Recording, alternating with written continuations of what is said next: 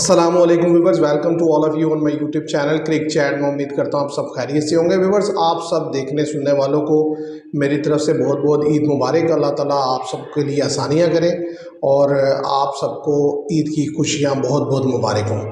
अब हम बात करेंगे व्यूवर्स, जो आईपीएल में मैचेस चल रहे हैं और जिस तरीके से जो चेन्नई सुपर किंग है, जो पिछले 18 साल से यानी कि मैं ये समझता हूँ कि डोमिनेट कर रही थी आईपीएल को, लेकिन इस सीज़न में आकर लग रहा है कि जो चेन्नई सुपर किंग है ये अपना वर्स्ट आईपीएल खेलने जा रहा है। जिस तरीके से इंडिकेशन आ रहे हैं, क्योंकि वो जो इंटेंट, वो जो एनर्जी लेवल हमेशा हमने चेन्नई सुपर किंग में देखा है, वो इस सीज़न में बिल्कुल ही जो है ना आउट नज़र आ रहा है। वो किसी किस्म का वो एनर्जी लेवल नज़र नहीं आ रहा। आगे चलकर मैचेस में क्या होता है उसके बारे में अभी कुछ कह नहीं सकते, लेकिन जैसे कल मैच खेला गया और उससे प्रीवियस मैच खेला गया, दोनों मैचेस में एक चीज़ जो वाज़े तौर पर दिखाई दी कि चेन्नई के प्लेयर्स में वो इंटेंट नज़र नहीं आया जो कि रिक्वायर्ड था मैच जीतने के लिए। आप देखिए कल के मैच में भी जिस तरीके से अर्ली ऑन आकर पहले top of the order batter struggle किए और फिर जिस तरीके से लेट मिडल ऑर्डर में आने वाले बैटर स्ट्रगल किए। आप देखिए जो टीम्स इस वक्त डोमिनेट कर रही हैं आईपीएल को, उसमें जो उनकी फायर पावर है वो या तो फ्रंट से टॉप से आ रही है या फिर उनके जो लोअर मिडल ऑर्डर के बैटर्स हैं वहां से आ रही है। लेकिन चेन्नई इन दोनों कंडीशन में लैग कर रहा है और मिडल ऑर्डर भी कोई खातिर खास स्ट्रांग नहीं है।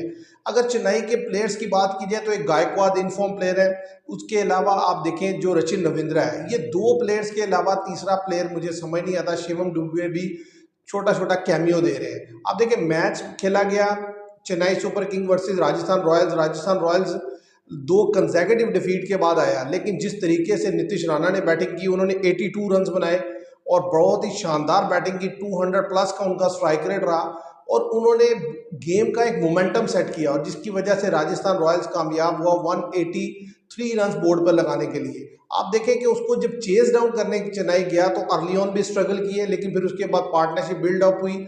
फिर जब 120 रन वो बना चुके थे, 122 रन 15 ओवर्स में, और गायकवाड क्रीज पर थे, तो वहां मैं ये समझता हूं कि उनके जो प्लेयर्स थे चेन्नई के, अगर गायकवाड का आउट होना देखा जाए या उनसे प्रीवियस जो प्लेयर आउट हुए, उन सब ने एक एक गलती की। आप देखें हसरंगा एक्सीलेंट बॉलिंग कर रहे थे, लेकिन हर प्लेयर ने सेम मिस्टेक की। हसरंगा को एक बाउंड्री लगाई और उसके बाद दोबारा बाउंड्री लगाने के लिए गए और विकेट दे दी।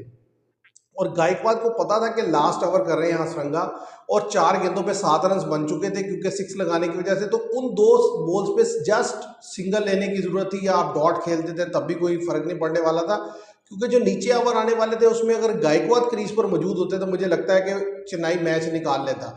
लेकिन जो सबसे ज्यादा मुझे लगता है क्रिटिसिज्म बनता है जडेजा पर और महेंद्र सिंह धोनी पर। जब ये दोनों बैटर क्रीज पर मौजूद थे तो 4 ओवर्स में 54 रन रिक्वायर्ड था, लेकिन जिस तरीके से उन्होंने बैटिंग की, 2 ओवर तो वो इतना लूज खेले कि आप देखेंगे जस्ट 14 रन बनाए और लास्ट ओवर में 39 रन चाहिए थे 2 ओवर में।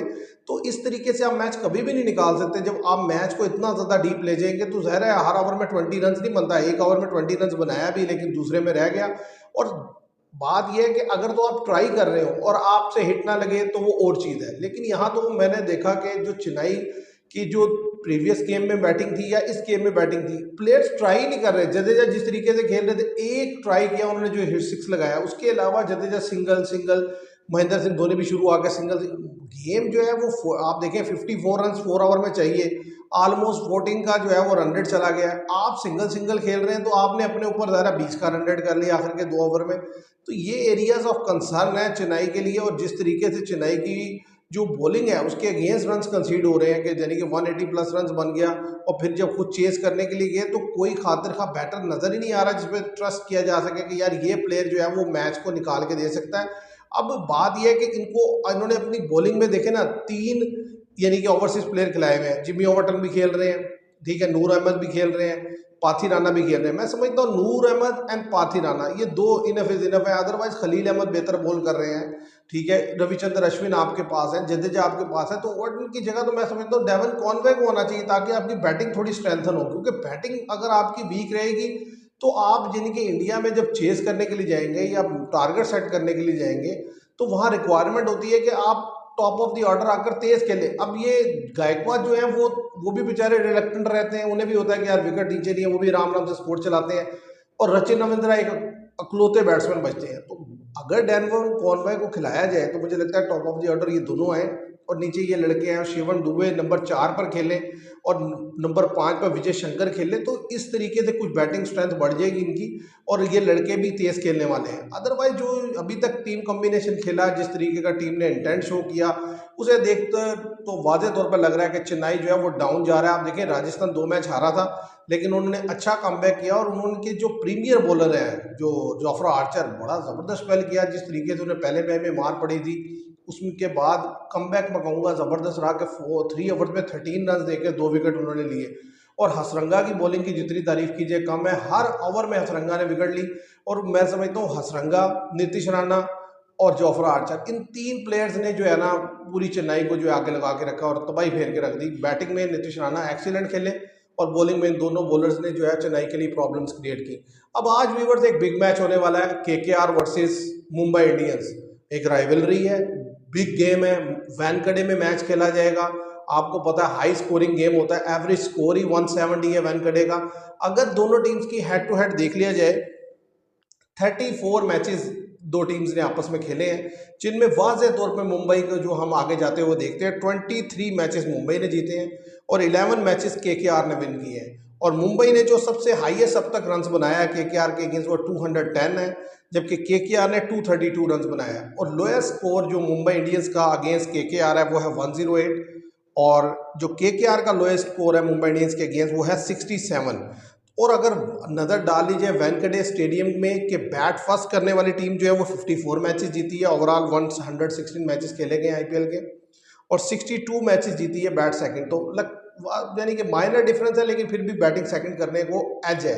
और स्कोर जिस तरीके से 170 है, तो आप देख सकते हैं कि मतलब ज़्यादा चांस यही है कि जो टीम भी बैटिंग करेगी वो अच्छा टोटल बोर्ड पर लगाएगी, क्योंकि एक्सीलेंट आउटफील्ड होती है वेंकटे की। बॉल जो है बाउंस अच्छा इवन आता है, बैट पर बड़ी ज़बरदस्त आती है। और मुंबई के पास एक बड़ा सुनहरी मौका है, इसलिए कि वो अपने होम ग्राउंड में खेलेंगे। पहले 2 मैचेस में मैं वाज़े तौर पर ये कह दूं कि मुंबई इंडियंस भी ऑफ कलर नज़र आई, उस तरीके से लड़के परफॉर्म करके दिए ही नहीं। अगर हम एक नज़र डालें कि मुंबई इंडियंस के पास जो स्क्वाड अवेलेबल है, उसमें से अब तक जो प्लेयर उन्होंने यूज़ किए हैं, आप देखें कि हालांकि 4 इंटरनेशनल इंडियन प्लेयर उनके पास खेल रहे हैं, और वो भी हल्के नहीं, टॉप क्वालिटी लेवल के। रोहित शर्मा खेल रहे हैं, ठीक है, कैप्टन है ओडीआई टीम के। सूर्य कुमार यादव T20 कैप्टन है। तिलक वर्मा इंपॉर्टेंट प्लेयर है। Hardik Pandya one of the best जो है वो T20 ऑलराउंडर है। तो ये 4 तो सीधे सीधे हैं इनके पास प्लेयर हैं। इसके अलावा भी अगर आप देखें तो प्लेयर अब जिस तरीके से इन्होंने यूज़ किए हैं, अभी ज़ाहिर है बुमराह जो है फिट नहीं है, लेकिन बॉलिंग में ट्रेंट बोल्ट खेल रहे हैं, मुजीबुर रहमान खेल रहे हैं, और ऊपर top of the order Ryan Rickelton as a batter खेल रहे हैं और as a wicket keeper batter खेल रहे हैं। मिचेल सैंटनर को खिलाया गया है, लेकिन बॉलिंग भी रन ज़्यादा कंसीड कर रही है और बैटिंग भी उस तरीके से क्लिक नहीं कर रही, क्योंकि रोहित शर्मा नहीं परफॉर्म कर पा रहे, ठीक है। इसी तरीके से तिलक वर्मा को खातिर खान इनिंग्स नहीं खेल पा रहे, रेहान रिकिल्टन बुरी तरह फ्लॉप है। अब देखना यह है कि क्या इस मैच में कोई ऐसी चेंज वो कर सकते हैं। मुजीबुर रहमान को खिलाया था पिछले मैच में, लेकिन वो ऑफ कलर नजर आए। मुझे लगता है कि मुजीबुर रहमान जिस तरीके से बॉल कर रहे हैं वो खातिर खा बॉल नहीं कर रहे, तो टॉप प्ले का मुझे चांस लगता है कि टॉप प्ले को खिलाया जा सकता है आज के मैच में, क्योंकि जो मुंबई की विकेट है उसमें फास्ट बॉलर फिर भी मुझे लगता है कदरे बेहतर बॉल करते हैं। और बुमराह के ना होने की वजह से जो यानी कि बॉलिंग साइड है वो वाकई लग रहा है कि थोड़ा वीक दिखाई दे रही है मुंबई की। लेकिन बैटिंग जिसको स्ट्रेंथ होना चाहिए, कि देखें ना रियान रिकिल्टन समेत और जिस तरीके से 4 और बैट्समैन इंडियन है, तो 5 प्रॉपर बैट्समैन होने के बावजूद लेकिन जो है ना कोई खातिर खा इम्पैक्ट क्रिएट नहीं कर सके। तो मेरा ख्याल है आज एक मौका है उनके पास। दूसरी तरफ अगर आप केकेआर की बात करें, तो केकेआर जिस तरीके से पहले मैच में खेला, लूज किया मैच अगेंस्ट आरसीबी, लेकिन फिर दूसरे मैच में कमबैक किया और मैच जीता, जो है राजस्थान रॉयल्स के अगेंस्ट जिस तरीके से वो खेले। और जाहिर है उनके पास अगर देखा जाए तो जो बॉलिंग है उसमें 2 स्पिनर बड़े ज़बरदस्त हैं। सुनील नारायण मिसिंग थे, लेकिन मोइन अली खेले। मोइन अली का जो इम्पैक्ट है वो बड़ा ज़बरदस्त रहा और उन्होंने बेहतरीन परफॉर्म करके दिया। और मोइन अली ज़ाहिर है ऑलराउंडर है, इसके अलावा उनके पास जो ऊपर प्लेयर हैं उनमें अजिंका रहाणे बड़े ज़बरदस्त प्लेयर हैं।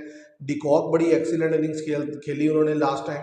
और इसी तरीके से मिडिल ऑर्डर में जो लड़के अवेलेबल हैं उनके पास ज़ाहिर है वेंकटेश अय्यर हैं, वो भी बेहतर खेलते हैं। इसी तरह रघुवंशी हैं। तो कहने की बात यह है कुछ इंडियन प्लेयर हैं, कुछ ओवरसीज़ के प्लेयर्स हैं जैसे आंद्रे रसल हैं। तो ये एक मिक्स का अच्छा कॉम्बिनेशन है।